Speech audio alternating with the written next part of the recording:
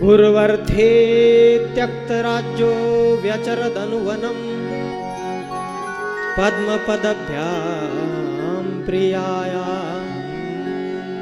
पानिस्पर्शात् क्षमाभ्यां रुजितपथरुजो यो हरीन्द्रानुजाभ्यां वैरूप्या शूर्पणख्या प्रियहर्षा रोपितभ्रूविजृम्भ त्रस्ताब्धिर्बद्धसेतु खलदवदहनं कौसलेन्द्रो वता। एक श्लोक में राम कथा सुना दी।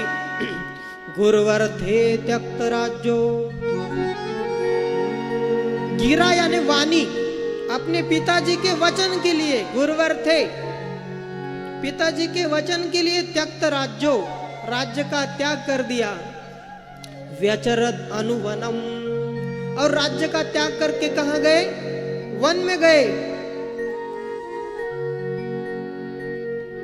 गुरुवर्थे त्यक्त राज्यो व्यचरद अनुवनम पद्मपदभ्यां प्रियाया। महलों में संगे मरमर पर चलने वाले प्रभु के कोमल पद कमल, वन के कंकड़ों पे चलने लगे। प्रभु के पद कमल इतने कोमल थे कि सीता माता जब उन्हें दबाती थी तो उनमें सूजन आ जाती थी।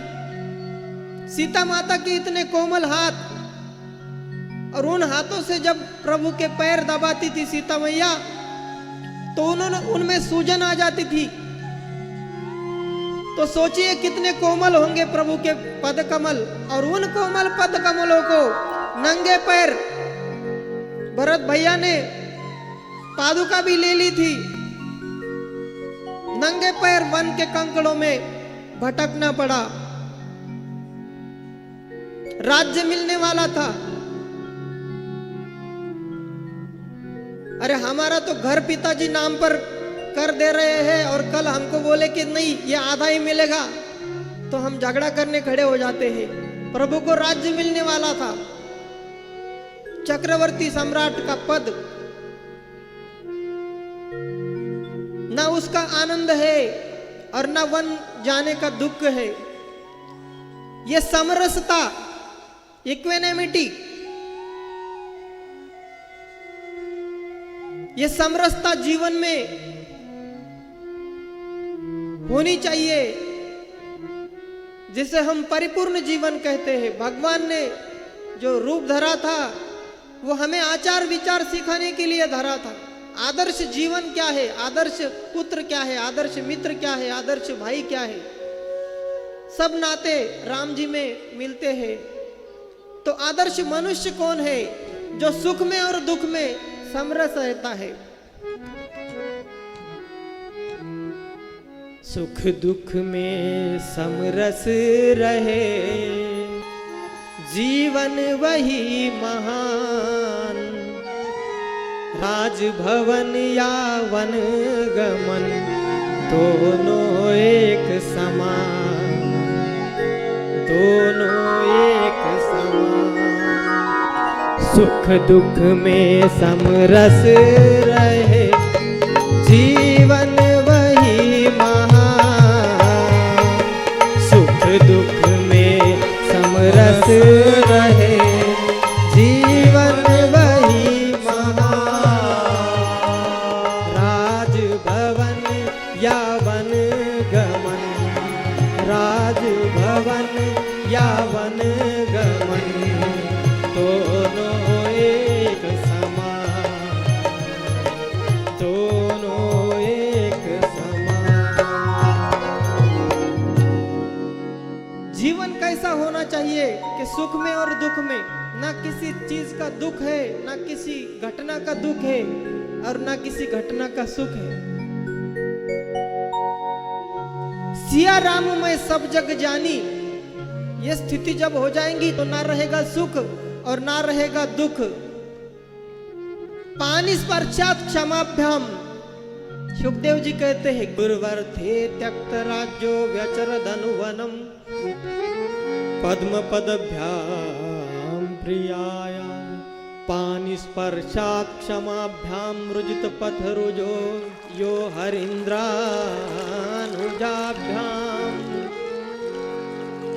सीता मैया और अनुज लक्ष्मण भैया के साथ आगे चलकर सुग्रीव के साथ हनुमान जी के साथ जो वन वन भटके, वैरूप्या शूर्पणख्या प्रिय विरहर्षा रोपित भ्रू विजृंभ।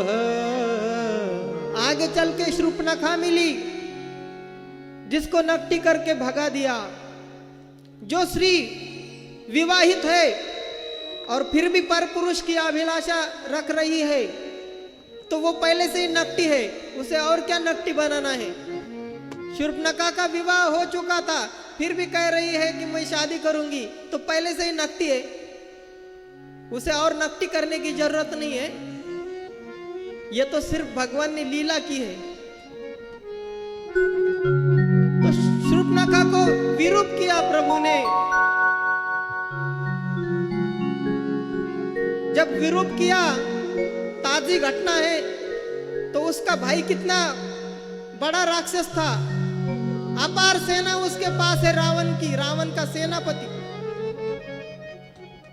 रावण का एक प्रमुख सेनाधिपति है खरदूषण।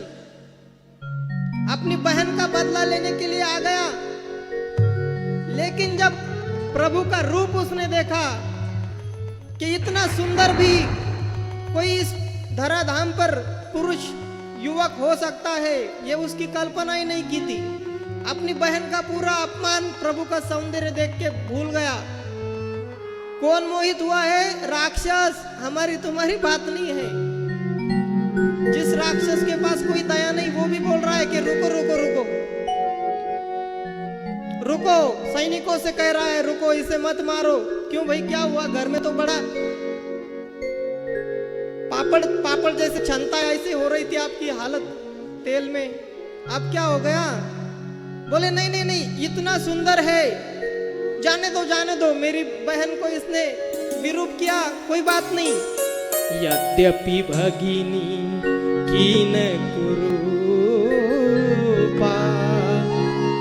यद्यपि भगिनी कीन कुरूपा, वधलायक नहीं पुरुष अनुपा, वधलायक नहीं पुरुष अनुपा।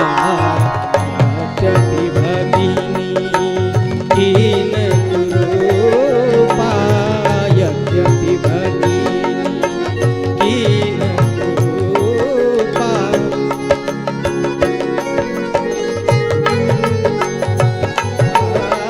बदलायक नहीं पुरुष अनुपा, बदलायक नहीं पुरुष अनुपा।